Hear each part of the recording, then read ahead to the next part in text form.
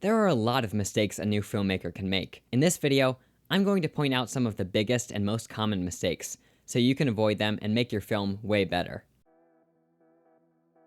I'm Grayson Taylor, and these are 10 filmmaking mistakes you must avoid making if you want to craft a film successfully. I have committed all of these mistakes at some point, but I'm here to show you how to steer clear of them. Now, before we get into the mistakes, I think it's important to make one thing clear. You are going to make a lot of mistakes. It's inevitable that you're going to make mistakes on your first films, and even your later ones. The important thing is to learn from your mistakes. I've learned a whole lot from making mistakes time and time again on my films. After all, once you make a mistake once, you're a lot less likely to make it again.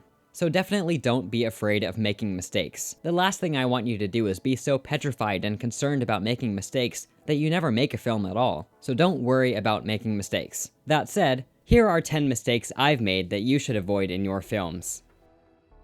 Number 1. Not having a script. Having a screenplay for your film is essential to having a good story structure and clear arcs. Otherwise, you don't really know where you're going. And while you can make your films up on the go, it generally won't have as satisfying of an arc, and there might be plot holes or other mistakes. The best way to ensure your film has a good story is to do all that work beforehand. Write out an entire script and go over it until it works. Revise and edit that script with input from others until it's a satisfying, entertaining, and cohesive story. I have made several films without a complete script to begin with. Often what I've done for films like Enigma Island and Dark Waters is to have an outline of the plot before, and even perhaps write out the character arc that I want the characters to undergo. However, that's just not really detailed enough. You can make up lines while you're shooting, but they won't be as intelligent and effective as a line that you've written out beforehand and had time to think over.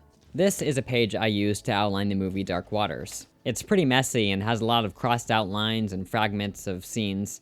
This is not how I would recommend planning your film. This notebook was used as a prop in my film Enigma Island, but it was also the notebook I used to outline the film just a few days before we shot it. These are some of my notes on the film. It just says Untitled Film Outline at the top. Below is a list of scenes, some of which have been amended or crossed out altogether. This kind of rough outlining is fine for the pre-production phase, but this isn't something you should be doing just a few days before you shoot your film. So plan out your film. Write a script and stick to it. Trust me, it'll help. The second mistake is being too ambitious. If you're like me, you don't have millions of dollars to spend on your film. Be honest with yourself when you're thinking about your film's story. If you're planning to make your film about a war in a sci-fi dystopian future, you should consider scaling back your idea. If you shoot for too ambitious of a concept, the result isn't going to be that good. Now, I should say, ambitious filmmaking isn't necessarily bad. After all, you need to take risks, and like I said before, make mistakes when you're making your films. But there does come a point when you're just trying to do too much. So keep in mind your limitations. When you're first making films, try to make them on a relatively small scale. You probably can't enlist tons of actors for your project, so keep it down to a small cast. And you probably can't make it a globe-trotting adventure, so try to set it in a relatively contained location that you have access to. And ideally, your film shouldn't rely on special effects. We'll get to that a little later. You might try to cast kids, perhaps your friends, in roles that adults would be better suited for, but that only comes across as amateur. Look at what you have and base your film off of that. Don't look at a blockbuster film and try to make your own. Instead, start smaller and see what you can do within those limitations. It might seem quite limiting, but you'll be surprised what you can come up with. The third mistake is making your film too long or unfocused. You might attempt to make a feature film before you're ready. Trust me, that's a lot of work, and it's something I've never even tried to do, and for good reason. Making a film that long is a massive project, and it requires a lot of dedication and work. Besides, I think, at least when you're getting started out, a better way to hone your skills is to make shorter projects. Also, even if your film isn't 2 hours long, it could still be too long. You could be including unnecessary details or shots. You need to make sure, especially in a short film, that you're being as concise as possible. You don't want to waste the viewer's time. Another consequence of not being concise enough is that you might damage your story's structure. Having a proper story structure and narrative arc is very important. If you clutter up your film with all sorts of tangential subplots and characters, you're just going to muddy down the story that you're trying to tell. You want your film to convey emotion and meaning, but it can't do that effectively if it's too long or meandering. Make sure you know what the focus of your film is, not just in terms of plot or character, but also in terms of its message or theme. The fourth major mistake you have to avoid is going too serious. Being melodramatic in your film is only going to damage it. You might want to make a really dramatic film, but be careful that you're not sliding too far in that direction. If all your characters are crying every other scene, that's probably a bad sign. Yes, it is important to have emotion in your film, and for some films, even a lot of it, but you don't want to overwhelm your viewers. You can try to counteract this by including humor in your films. Make sure there's a good balance of emotion throughout the film, and that you're not going too dark, because if you try to go dark and fail, it's gonna look really bad. Just take a look at this clip from one of my first films. What am I doing in this world? Everyone else is going around knowing what to do and why because they actually know who they are. But I never know the purpose. It must be done. Farewell, Corey.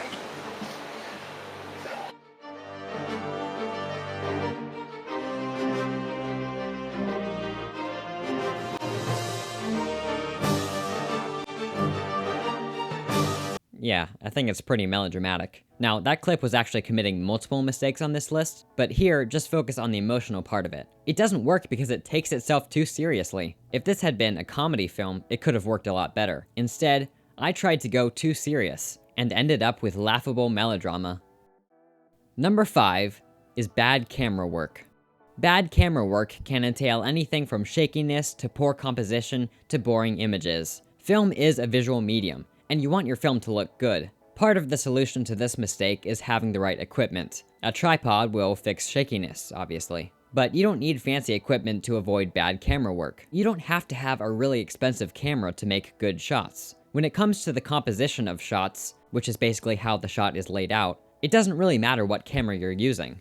One way to avoid bad composition is to storyboard your films. Storyboarding is when you draw out what the shots will look like before you film them. This allows you to be really intentional with where you're placing the camera and the subjects. Also, in terms of bad camera work, I would avoid zooming. If you have a lot of zooms in your shot, that can achieve a sort of disorienting effect, and it can be good in some circumstances, but for the most part, I would avoid it. Boring images are also something you should avoid. You should almost never shoot a subject against a blank wall, especially straight on. If you have two people talking to each other just standing still in the middle of an undecorated room, that's gonna look pretty boring. In some circumstances, that can be a stylistic choice, but for the most part, make sure that the camera is moving and your environment is interesting, and that even the actors are moving. Number 6 is telling, not showing. This is a problem that can be identified in your script. This often means that characters are discussing their emotions without actually displaying them. They might even say outright what the message of the story is, without you having communicated that visually. It can also mean an excessive use of voiceovers to explain what's going on. Exposition can be necessary in some cases, but since this is a visual medium, you should try to communicate everything with the camera alone, and only resort to dialogue to explain things when necessary. If you find your characters are telling the audience what they're feeling, that's probably not a good sign. Now, of course, it is harder to communicate things visually instead of through dialogue. This is why it's important to go through your script a number of times and edit it and revise it as much as possible until there is as little telling as possible and as much showing as possible. Going back to that melodramatic scene from one of my first films, one of the issues with this scene is that my character is just stating what he's feeling. Instead of that, try to communicate how your characters are feeling through their actions and mannerisms and dispositions. Number 7 is using excessive green screen and special effects. This is a mistake I made a lot with my earlier films, mostly because I was being too ambitious. You should always try to shoot on location instead of in front of a green screen. Especially if you're just starting out and don't have a lot of experience with using green screen and special effects, it's always better to shoot on a real location. Using green screen just isn't gonna look that good. And besides, there's a lot more you can do with an actual physical environment than with a digital background. Once again, this is a problem that can be identified when you're looking over your script. If you find that your script has a lot of explosions in it, or flying people, or spaceships, or other crazy locations, try to see if you can remove those and still keep the story intact. If you can't, then you're probably being too ambitious. So go back to the drawing board and see if you can scale it down a bit. Now, in one of my films like The Nature of Reality, special effects are kind of central to its core idea. I sort of got away with this because the special effects in their very nature are supposed to be sort of digital, but still, it is best to avoid effects whenever possible. You can sprinkle in a few effects here or there just to liven up your film, but again, be sparing with them, and make sure they look good.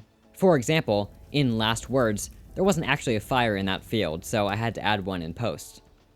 The 8th mistake to avoid is terrible editing. Often, this means that you're cutting too much, leading to a choppy viewing experience, or you're cutting too little, leading to a long and boring series of shots. Take a look at this clip and see what's wrong with it. This is our team. As you can see, there were way too many cuts in that scene. Be intentional with every cut and make sure it has a meaning. You don't need to have a shot for every single step a person takes. On the other end of the spectrum, you might not be cutting enough. You might just let one shot drag on for way too long. You can cut out a lot of movements and dead space. It'll really tighten up your film and make it a smoother experience. Another way this mistake can manifest itself is in unnecessary shots. For example, you might have filmed a lot of great shots of a location, but even if they look good, don't leave them all in. A lot of the editing process should be taking out anything that's not essential to the story you're trying to tell. I've made this mistake in films like Enigma Island, where, in the original version, I included way too many shots of the locations that didn't contribute anything meaningful. There are way more editing mistakes that I could get into. For example, using tacky transitions, having unnecessary credits, having bad title design, making a 24 frames per second video slow motion. But that's a topic for another time. For now, just keep in mind that your editing should be balanced. Not too many cuts, not too few. Number 9 is bad lighting.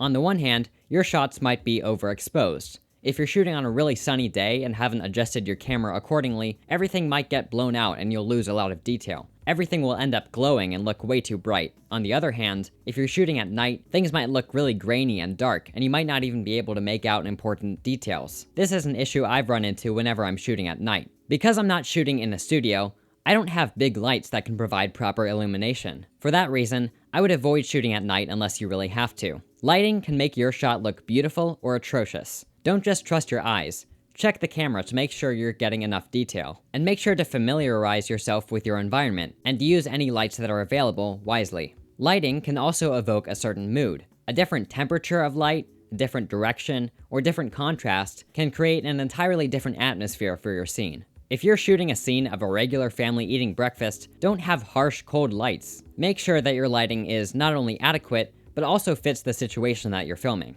Color and light can be very evocative, so use them wisely.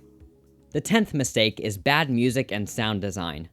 Using the wrong music or sound effects can absolutely ruin a good scene. Sound is half of an audio-visual experience. If your sound effects or music don't match what's going on screen, it's going to create a lot of dissonance in the viewer's mind, and really disrupt the feel of a scene. If someone drops their keys and you hear a deep metal boom, that's not the right sound. If you're playing dance music over a death scene, you should probably reconsider your choice, unless that's the style you're going for. And also make sure that the music you're using isn't too dramatic for what's going on. One way I get around this is by composing the music for my own films. I haven't done this for all of my films, but for The Nature of Reality and Last Words, and for several of my films in the future, I've written the scores myself. That really allows the soundtrack to be very customized to the film. Now, you don't have to write the soundtrack for your film. If you have a friend who makes music, you could contact them and see if they would be willing to do it. But writing a film score isn't necessarily as hard as you might think it is. Well, writing a good film score, that's harder. But I don't have much musical composition training, and I just use GarageBand, a free app, to create my scores. Whether it's good music, you can judge for yourself, but at least it fits the film. So those are my top 10 beginner filmmaker mistakes. I hope you've learned some things to look out for in your own films, and maybe enjoyed looking back with me at some of the mistakes I've made. Once again, you are going to make mistakes. It's inevitable, and that's fine. But you can take steps, like avoiding the mistakes I've mentioned in this video, to make your films better. If you found this video helpful, make sure to let me know by giving it a like. And if you want more videos from me on writing and filmmaking every week, make sure to subscribe. And to watch my latest video, click right there.